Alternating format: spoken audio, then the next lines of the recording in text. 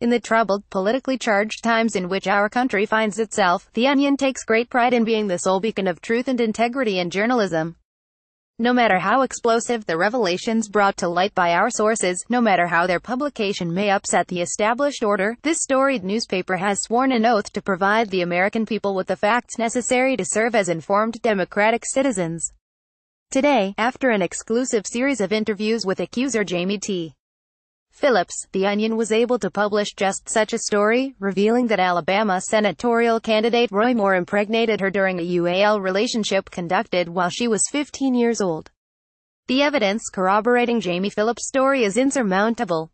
These are the facts provided directly to us by Ms. Phillips in a series of on-the-record interviews conducted over the past 24 hours. One that in 1992, while spending a summer in Alabama, a teenage Ms. Phillips began a secret relationship with a then 55-year-old Roy Moore. 2. That, during this relationship, Roy Moore repeatedly had UAL intercourse with her, leading to a pregnancy. 3. That, at Mr. Moore's instruction, Ms. Phillips underwent a secretive abortion. To our editorial board's knowledge, no other news source has been entrusted with this incredible story.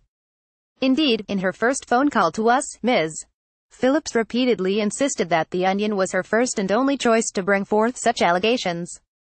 Why did she entrust America's finest news source with these groundbreaking details? Perhaps she knew other newspapers would be intimidated into cowardly silence by the far-reaching fallout from these revelations. Perhaps she was simply conscious of our lengthy history of award-winning and earth-shattering reportage, and she knew no other publication would do.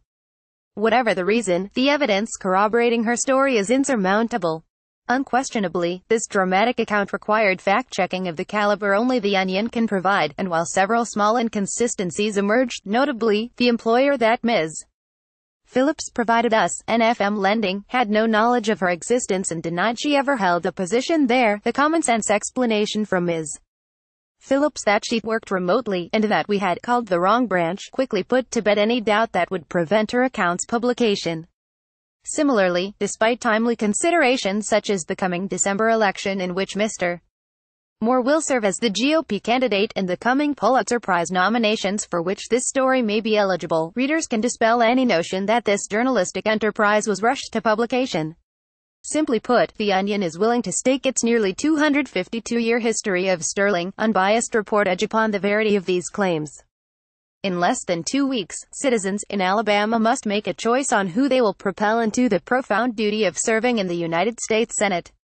With these heinous allegations, and the bravery of Ms. Phillips, in mind, we are confident they will make the correct choice.